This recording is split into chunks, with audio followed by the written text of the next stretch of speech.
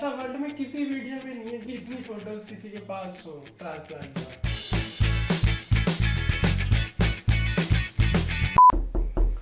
Hello everyone, आज हमारे साथ जो है मेरे फ्रेंड हैं, इन्हों का हमने हेयर ट्रांसप्लांट किया था और हम इनकी हेयर ट्रांसप्लांट की फुल जर्नी जानेंगे। और मैं बता दूं कि मैं बहुत टाइम से ये कोशिश कर रहा था, हमारे यहाँ पे सेंटर में हम इतनी सारी फ़ोटो कभी किसी पेशेंट की नहीं ले पाए, लेकिन मुझे आज बहुत खुशी हुई।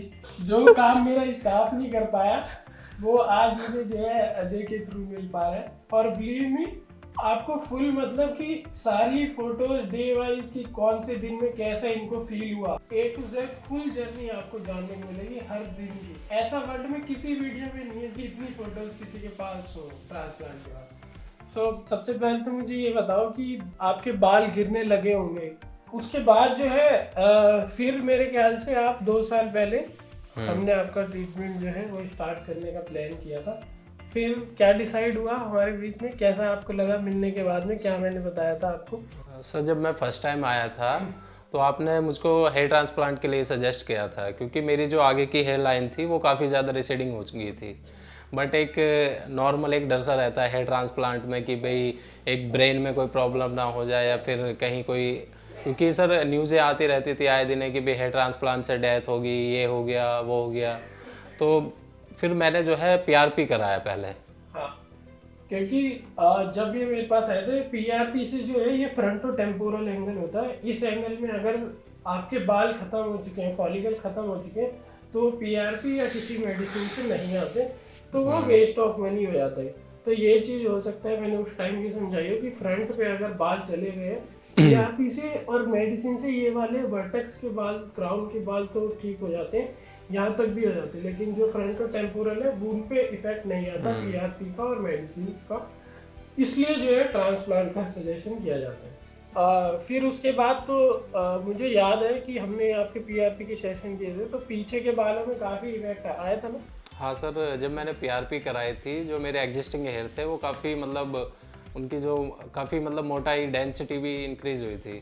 बट जो PRP से जो मेरा मतलब ये जो एरिया चले गए थे बाल, उनमें कोई खास वो इम्प्रूवमेंट नहीं दिखा। PRP से फ्रंटो टेम्पोरल एंगल के जो आगे के बाल है उनमें ज़्यादा असर नहीं पड़ता, मैं ये बात हमेशा बताता हूँ। अब मज़ा नहीं आया था, रिजल्ट में मज़ा नहीं आया था जो आप एक्सपेक्ट कर रहे हो, फाइनल जो मज़ा अगर फ्रंट की हेयर लाइन जांच के तो ट्रांसप्लांट से ही सेटिस्फैक्टरी रिजल्ट मिलता है। फिर आपने कब सोचा कि अब मुझे ट्रांसप्लांट के बारे में सोचना चाहिए? सर, मैंने 21 के लास्ट में डिसाइड किया था कि मैं जो है हेयर ट्रांसप्लांट कराऊंगा। फिर मैंने जनवरी 22 में हेयर ट्रांसप्लांट का पूरा मतलब प्लान बना लिया था कि हेयर ट्रांसप्लांट उससे पहले आपको क्या क्या डर थे, लोगों ने क्या क्या बताया? और आजकल सोशल मीडिया इतना ज़्यादा एक्टिव है, तो यूट्यूब पे और बाकी लोगों ने भी काफ़ी चीज़ें बताई कि दिमाग में बहुत सारे डर होंगे। मैं उन डर के बारे में जानना चाहता हूँ। सर, मैं जो है हेयर ट्रांसप्लांट से पहले काफ़ी वीडियो देखता था यूट्यूब पर कि हेयर ट्रांसप्लांट के बाद साइड इफ़ेक्ट ऐसा है, ये हो सकता है, जान जा सकती है, इन्फेक्शन हो सकता है। बट जब मैंने मतलब आपके यहाँ पर कुछ पेशेंटों की मैं पर्सनली उनसे मिला, उनकी जर्नी देखी, उनके रिजल्ट देखे, और मेन चीज़ थी कोई साइड इफ़ेक्ट नहीं था।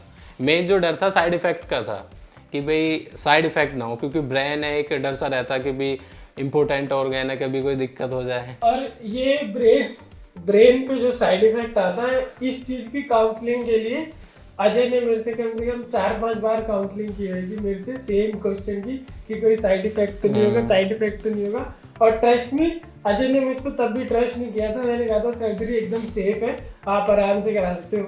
फिर अजय ने क्या किया, अपने एक फ्रेंड की सर्जरी करवा के देखी। जब इसके अजय के फ्रेंड की सर्जरी सक्सेसफुली, उसके रिजल्ट अच्छे आ चुके थे, उसके बाद अजय ने डिसाइड किया था कि मेरी सर्जरी जो है वो होनी चाहिए। अजय, बात सही? हाँ सर, मेरा एक फ्रेंड है, तो मतलब उसके भी काफ़ी ज़्यादा मुझसे ज़्यादा मतलब कंडीशन उनकी बालों की ज़्यादा ख़राब थी। हाँ, काफ़ी ज़्यादा। हाँ, उनका पूरा एरिया वो था। मतलब जब मैंने PRP कराई थी तो मेरी बात हुई थी उनसे हेयर ट्रांसप्लांट के बारे में, तो पहले मैंने उनका हेयर ट्रांसप्लांट कराया, क्योंकि मेरी उस टाइम PRP चल रही थी और मैं श्योर होना चाहता था कि भाई रिजल्ट कैसे आएंगे, और मतलब ये है कि पैसे ज़्यादा ख़राब भी ना हो। अजय, उसके बाद ट्रस्ट हो गया था? हाँ सर, बिल्कुल ट्रस्ट हो गया था, रिजल्ट भी अच्छे थे और मेन चीज़ थी कोई साइड इफ़ेक्ट नहीं था। तो हेयर ट्रांसप्लांट में जो है वो है तो सर्जरी, उसकी प्रॉपर नॉलेज एनेस्थीसिया कितना करना है, उसकी डोजिंग, ये सारी चीजें बहुत ज्यादा इंपॉर्टेंट हो जाती है। आप कहीं से भी हेयर ट्रांसप्लांट कराइए, बट आप ये देख लीजिए कि वहाँ पे डॉक्टर मौजूद हो। अदरवाइज हेयर ट्रांसप्लांट भी एक सर्जरी है, वो रिस्की हो सकती है, लेकिन डॉक्टर जो काफी टाइम जिसने पढ़ाई की है और वो एक्सपर्ट है, वो होना जरूरी है। हेयर ट्रांसप्लांट को किसी भी सैलून में या इतनी लाइटली आसान तरीके से ट्रांसप्लांट किसी भी कम एजुकेटेड डॉक्टर से मत कराइए, अदरवाइज ये रिस्की हो सकता है। और हेयर ट्रांसप्लांट से डेथ रिकॉर्डेड है, आप न्यूज़पेपर में पढ़ सकते हैं, कई बार ये रिपोर्ट्स आई हैं। और वो सारी की सारी रिपोर्ट्स तभी आई हैं जब कहीं भी लेस एजुकेटेड या अंडर एजुकेटेड डॉक्टर से जिन्होंने कराया या सैलून में कराया, तो चांसेस साइड इफेक्ट होने के काफी ज्यादा हो जाते हैं। एक तो मैं ये और जानना चाहता हूँ मुझे कि इन्फ्लुएंसर्स और लोग बोलते कौन कौन से साइड इफेक्ट हैं कि ये सारी चीजें हो सकती हैं। सर मेन डर क्या है इसमें, एक ब्रेन है। अब ब्रेन जो है एक बॉडी का ऐसा पार्ट है कि आदमी इसमें कोई सर्जरी कराने से पहले बहुत एक डर सा रहता है, क्योंकि ब्रेन एक ऐसी चीज़ है भी जान भी जा सकती है। और डेली न्यूज़पेपरों में या फिर यूट्यूब पे काफ़ी ऐसी वीडियो हैं उनमें डर सा लगन चलेगी, या फिर किसी ने एनेस्थीसिया ज़्यादा दे दिया, तो एक डर सा लगा रहता है कि भाई अगर तुम किसी एक नॉन एजुकेटेड डॉक्टर से या फिर कोई कंपाउंडर या कोई टेक्नीशियन से अगर तुम कराओगे तो उसमें हमेशा रिस्क रहेगा।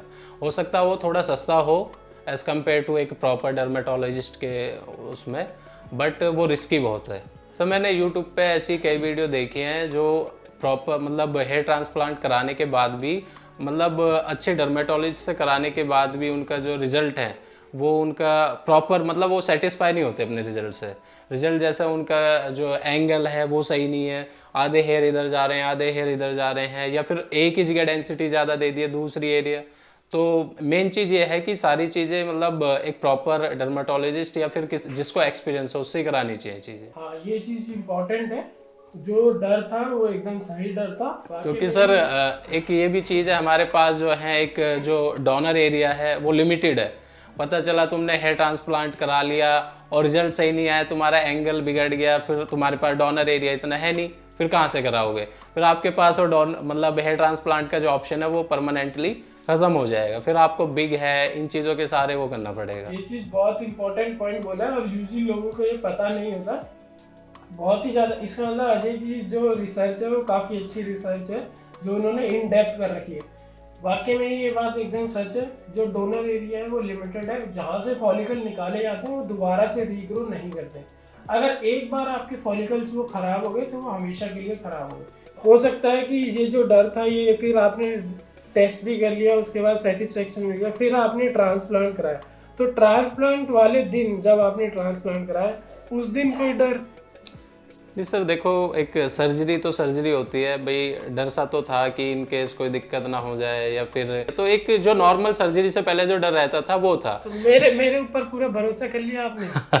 जी सर, आपसे पहले मैंने जैसे पीआरपी कराई थी तो मुझे तो उसमें भी डर लग रहा था कि भी तुम्हारे स्कैल्प में इतनी सारी जो है इंजेक्शन वो करे जाएंगे इंजेक्ट। मुझे तो पीआरपी में भी पहले डर लग रहा था, लेकिन पीआरपी के बाद सारी चीज़ें नॉर्मल लगी।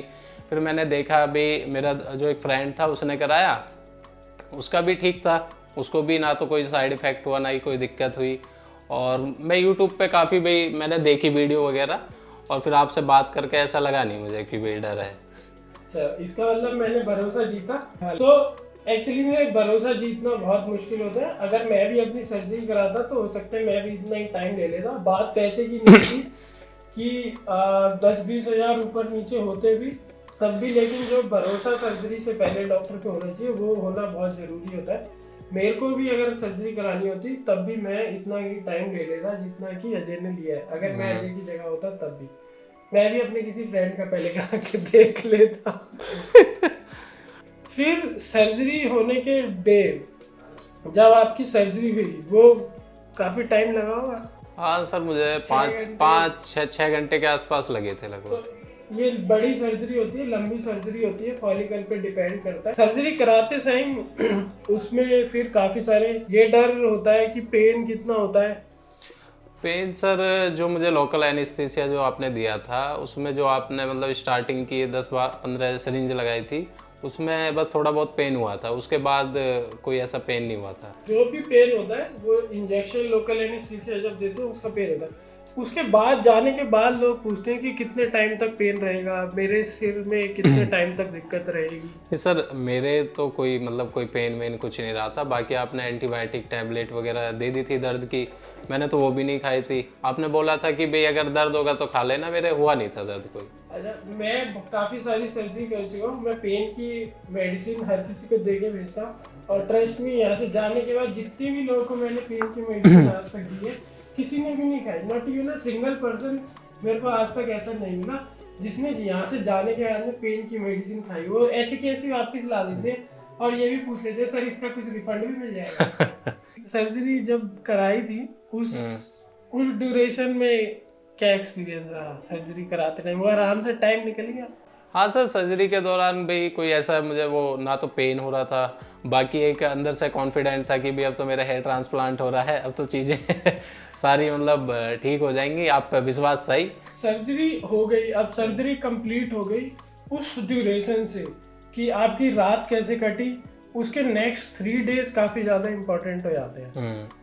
उन 3 दिनों के बारे में बताओ कि यहाँ से जाने के बाद, क्योंकि वो मैंने कभी फील नहीं किया कि जब मेरे यहाँ से सर्जरी होने के बाद जाते हैं तो अगले 3 दिन कैसे होते हैं। हम बहुत सारी इंस्ट्रक्शन दे देते हैं उसमें।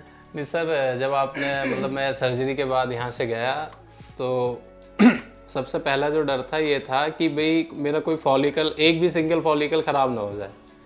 तो दर्द तो इतना कोई दर्द वर्द नहीं था, बाकी आपने दवाई दे रखी थी वो मैंने ली भी नहीं थी, दर्द वर्द की हुआ ही नहीं था दर्द। अब रात में जब दिक्कत आती है भी 6-7 घंटे सर्जरी के बाद जब नींद आती है सर, अब नींद आने में ये डर लगा रहता है कि कभी मेरी मतलब गर्दन इधर ना हो जाए, इधर ना हो जाए। एक मतलब एक यही था कि सिंगल हेयर फॉलिकल भी इतना पेन या इतना पैसे वैसे इतनी पूरी सर्जरी ही है, एक सिंगल फॉलिकल भी नहीं निकलना चाहिए, बस उसी चीज़ का डर था। बाकी 2-3 दिन में वो चीज़ें सब नॉर्मल हो जाती हैं। सो 3 डेज इम्पॉर्टेंट होते हैं, इनिशियल 3 डेज के। उसमें जो भी फॉलिकल लगे हैं वो फॉलिकल जो है बाहर ना निकल जाए और उनकी वेस्टेज ना हो जाए। वो डर जितना इनको था उतना डर हमें भी रहता है, क्योंकि काफ़ी ज़्यादा मेहनत लगती है हेयर ट्रांसप्लांट करने में। फॉलिकल ख़राब होता है तो बहुत ज़्यादा प्रॉब्लम होती है। सो अजय, ट्रांसप्लांट होने के कितने दिनों बाद से आपने जो है अपनी ड्यूटी ज्वाइन की थी? सर चौथे दिन मैंने जो है मतलब ऑफिस जाना स्टार्ट कर दिया था। आपने बताया था कि 3 दिन, अगर कहीं 3 दिन से पहले जाओ तो वो लगा लेना सर्जिकल कैप, बट मुझे सर्जिकल कैप की ऐसी कोई खास ज़रूरत पड़ी नहीं। मैं चौथे दिन से स्टार्ट कर दिया था मैंने ऑफिस जाना। ऑफिस में जाके कुछ फीलिंग? थोड़ा भाई, जब तक हमारा फर्स्ट हेड वॉश नहीं होता तो जब तक थोड़ा सा अनकंफर्टेबल सा लगता ही है, क्योंकि वो पूरा एरिया वो दिखता है, डार्क डार्क सा दिखता है, पूरा अलग ही लुक लगता है उसमें।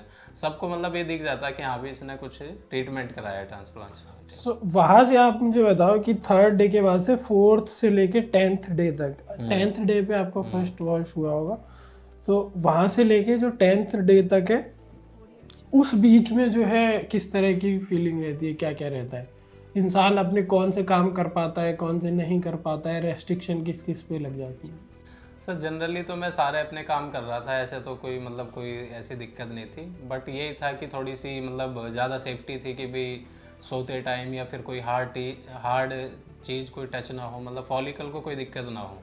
मतलब एक डर था कि 10-15 दिन से पहले कोई फॉलिकल जो है ख़राब ना हो। 10वें दिन से अब 7-8 मंथ हो चुके, तो ये मंथ वाइज अब आप मुझे बताना कि कब से आपको ये लगने लगा था एकदम नॉर्मल कि हाँ मेरा ट्रांसप्लांट नहीं हुआ है? जब स्टार्टिंग के 2 से ढाई महीने के करीब जब मतलब ग्राफ्ट जब हमारे टूटते हैं, जो आपने लगाए थे ट्रांसप्लांटेड हेयर, जब टूटते हैं तो बड़ा मतलब वो लगता है अजीब सा। वो मतलब मैंने यूट्यूब पे देखा, फिर आपने भी बताया था कि शेडिंग फेज है। उस टाइम ऐसा डर सा लग रहा था कि भाई कहीं ऐसा ना हो मेरा ट्रांसप्लांट फेल हो गया। ये बहुत इंपॉर्टेंट चीज़ है। 1.5 से 2 महीने के पास में काफ़ी प्रॉब्लम आती है। और मुझे अब भी याद है अजय का मैसेज, एक सुबह भी आता था, एक शाम को भी आता था, डेली आता था कई दिनों तक। जिस फेज में शेडिंग फेज होता है, सबके नहीं होता, कुछ पेशेंट की जो ट्रांसप्लांटेड बाल है वो गिरते हैं, फिर 2 मंथ से 2.5 मंथ में ग्रो करना स्टार्ट करते हैं, उसके बाद 1 सेंटीमीटर पर मंथ ग्रो करते रहते हैं। सो वो वाला जो पीरियड होता है 1.5-2 मंथ शेडिंग फेज, उसमें ऐसा लगता है कि पैसा डूब। हाँ नहीं, उस टाइम ऐसा लग रहा था कि भाई पता नहीं किस तरीके से हेयर ट्रांसप्लांट हुआ, कोई गलत तो नहीं हो गया और रिजल्ट आएंगे नहीं आएंगे। हाँ, एक रहता है कि भी पता नहीं सारे बाल ही क्यों टूट गए। ये एक फेज आता है, उसमें ऐसा लग सकता है। तो ये 1.5 से 2 महीने में आया था। हाँ सर, लगभग मेरा जो शेडिंग फेज था 2 से 2.5 महीने तक चला था। फिर वहां से नेचुरल लगने लग गया था। हाँ 2-2.5 महीने बाद जो है फिर दोबारा, मतलब जैसे मैं पहले रहता था थोड़ा, मतलब बाल छोटे रहते थे मेरे, उसके बाद ऐसी फीलिंग आने लगी पहले की तरह। फिर धीरे धीरे जैसे बाल ग्रो होने लगे तो और पॉजिटिव मतलब कॉन्फिडेंस आने लगा कि हाँ भी सही हुआ है ट्रांसप्लांट। मतलब जब ट्रांसप्लांट के 7-8 मंथ हो गए, उसमें 2 चीज़ें मैं पूछना चाहूँगा। एक तो ये कि ट्रांसप्लांट होने के बाद में अब ऐसा लगता है, कोई ऐसे बोलता है कि ये हेयर ट्रांसप्लांटेड है या हेयर लाइन जो है वो नेचुरल लगती है। और दूसरा ये कि अब कैसी फीलिंग आती है पहले के कंपैरिजन में, जब पीआरपी से ही पहले जब यहाँ तक हेयर नहीं था। सर ऐसा ट्रांसप्लांट के बाद मतलब किसी ने बहुत ज़्यादा, मतलब किसी ने मुझे अभी तक जज नहीं करा कि भी तुमने हेयर ट्रांसप्लांट भी करा है, क्योंकि मुझे खुद ही मतलब ऐसा नहीं लगता कि मैंने हेयर ट्रांसप्लांट करा है। मेरा नेचुरल लगता है लुक। मैंने यूट्यूब पे वीडियो देखी थी और 1-2 पेशेंट मैंने देखे थे, तो इसमें कोई उनका अलग ही, उनका ना थोड़ा जो रूट्स होती है ट्रांसप्लांटेड हेयर की, थोड़ी उठी उठी सी लगती है, अलग ही लुक लगता है। बट मेरा मतलब लकीली समझ लो, या आपने किस तरीके से अच्छे तरीके से लगाए हैं, मेरा ऐसा नहीं हुआ। तो इनमें कोई पेन या वॉशिंग की दिक्कत, कोई किसी तरह की कोई प्रॉब्लम ही नहीं सर, मेरे तो अभी तक कोई ऐसा पेन वेन या कुछ वो नहीं है। नॉर्मल मैं अपने नॉर्मल डेली सब रूटीन कुछ जैसे पहले चलता था वैसे ही, हेयर कटिंग वगैरह वैसे ही, सब कुछ वैसे ही ग्रो कर रहे हैं सब वैसे ही, है ना। और अब मुझे बताओ रिजल्ट की कैसी फीलिंग है। हेयर ट्रांसप्लांट ही आदमी से लेकर आता है कि भाई उसका जो रिजल्ट है, जो उसका हेयर की डेंसिटी है वो इंक्रीज हो, ठीक है। तो इतना रिस्क लेने के बाद और पैसा खर्च करने के बाद जब रिजल्ट आता तो बड़ा मतलब अच्छा फील होता है कि हाँ भी ना तो कोई साइड इफ़ेक्ट है और हेयर की डेंसिटी भी अच्छी हो गई है, हेयर भी अच्छे हो गए हैं। तो काफ़ी अच्छी फीलिंग है कि हाँ भी पैसा जो है सही जगह सही इन्वेस्ट वो। किसी ने विग के बारे में सजेस्ट किया था, बॉन्डिंग विग के बारे में? सर मैंने यूट्यूब पर ही देखा था और 1-2 मतलब हमारे जो है रिलेटिव भी हैं जो बिग लगाते थे। बट पर्सनली अगर मैं बताऊं तो बिग में वो बात नहीं है। एक कहीं ना कहीं एक उन्हें डर सा रहता ही है कि भाई कभी कोई बात हो जाए या निकल जाए, या फिर एक जो है मतलब उनके ना स्कैल्प में दिक्कत भी होती है, इचिंग होती है, दाने वाने निकल जाते हैं, है ना। और फिर उसमें क्या है, एक नेचुरल चीज़ तो सर नेचुरल ही होती है और उसमें हर महीने या 2 महीने में वो उसको वॉश कराओ, वो कराओ, काफ़ी मतलब वो रहती है चीज़ें। हाँ, ये सारी चीज़ें नेचुरल ही रहती हैं। लोग इस वीडियो को देख रहे हैं और हेयर ट्रांसप्लांट के लिए सोच रहे हैं, आप जेन्युइनली उन्हें एडवाइस करना कि उन्हें कब हेयर ट्रांसप्लांट कराना चाहिए, नहीं कराना चाहिए और कब करवाना चाहिए। सर हेयर ट्रांसप्लांट उनको जो है मतलब अगर हेयर फॉल उनका ज़्यादा होने लगा है स्टार्ट, हाँ, और कहाँ से कराना चाहिए वो हम अपना एड्रेस बताएं। नहीं अगर मतलब भाई अगर तुम्हारा जो है हेयर फॉल काफ़ी हो रहा है तो सबसे पहले किसी अच्छे डर्मेटोलॉजिस्ट को आप दिखाओ, और हो सकता है कि शायद वो पीआरपी सजेस्ट करे या नॉर्मल मिनॉक्सिडिल या टैबलेट वगैरह जो होती है उनसे आपका हेयर फॉल रुक जाए। लेकिन अगर आपका उनसे भी हेयर फॉल नहीं रुक रहा है तो फिर आप मतलब जितना जल्दी हो सके उतना जल्दी हेयर ट्रांसप्लांट करा लो, क्योंकि उसमें क्या है, एक तो तुम्हारा खर्चा कम आएगा, क्यों कम फॉलिकल लगेंगे, ठीक है। और फिर तुम्हारा मतलब ये है कि ज़्यादा बड़ी सर्जरी होगी, ज़्यादा हेयर फॉलिकल लगाने पड़ेंगे, तो हो सकता है कि शायद तुम्हें सिंगल डे ना हो, दूसरे दिन भी करानी पड़े। सजेस्ट करते हो आप हेयर ट्रांसप्लांट करवाना चाहिए? देखिए मैं तो सर मैं अपना खुद का एक्सपीरियंस बताऊँ, मैं तो बोलूँगा अगर किसी के दिक्कत है तो वो जितना जल्दी हो सके अपने हेयर ट्रांसप्लांट करा ले। इधर उधर की जो देसी चीज़ें हैं, प्याज लगा लिया या फिर कोई ऐड आते रहते हैं या कोई बता देता, फ्रेंड बता देता कि ये ऑयल लगाओ वो ऑयल लगाओ, इन चीज़ों से कुछ नहीं होता। जो मेन चीज़ है, या तो तुम किसी अच्छे डर्मेटोलॉजिस्ट के पास जाके प्रॉपर पीआरपी या फिर कोई टैबलेट हैं, दवाइयाँ हैं, मिनॉक्सिडिल यूज़ करो, या फिर हेयर ट्रांसप्लांट कराओ। इन चीज़ों में टाइम और पैसा ख़राब करना है, इस बीच में पता चला तुम्हारी जो कंडीशन है वो और ज़्यादा ख़राब होगी। और ज़्यादा ख़राब होगी।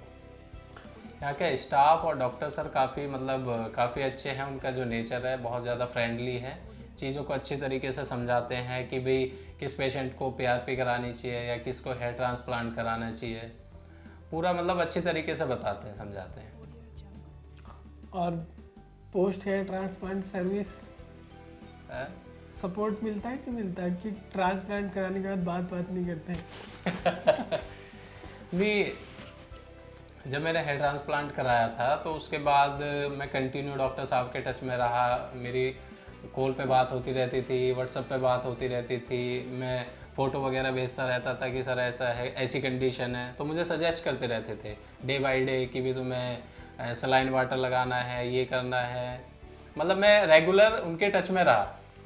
सो थैंक यू अजय, बहुत अच्छा लगा आपसे मिलके और बहुत मज़ा आया मुझे ये वीडियो शूट होते टाइम। अगर आप भी हेयर लॉस की प्रॉब्लम है आपको या आपका कोई फ्रेंड है उसको हेयर लॉस की प्रॉब्लम है, आप हमसे डिस्कस कर सकते हैं, कमेंट में लिख सकते हैं। किसी भी तरह का सजेशन आप फ्री ऑफ कॉस्ट हमसे ले सकते हैं, हम सजेस्ट तो ज़रूर करेंगे। अगर कहीं भी आपके जर्नी में जो आप ट्रीटमेंट ले रहे हैं उसमें कोई प्रॉब्लम आती है तब भी आप हमसे डिस्कस कर सकते हैं। So keep share this video with all those your family member or friends who require. Thank you guys. चाय तो पिलाओ ना फिर उनको। चाय पियो। आओ चलो चाय पी ले यार। मैं बता दूं क्या है। चाय पी लो। कॉफी पी लेंगे यार। अरे रिस्क वाली बात काट दियो भाई, वो देखेगा कहेगा ओ भाई थोड़ा सा ना इसे काट दियो, वो कहेगा मुझे बलि का बकरा बना दिया। कट जाएगा ना, एडिटिंग हो जाएगी ना। मुझे बता दिखा दियो यार, कभी ऐसी डाल दो। ये बता रहे थे तुम, दोबारा से बताओ। मैंने उसका हेयर ट्रांसप्लांट कराया, वो थोड़ा वैसा हो जाएगा कि भाई बलि का बकरा बना दिया।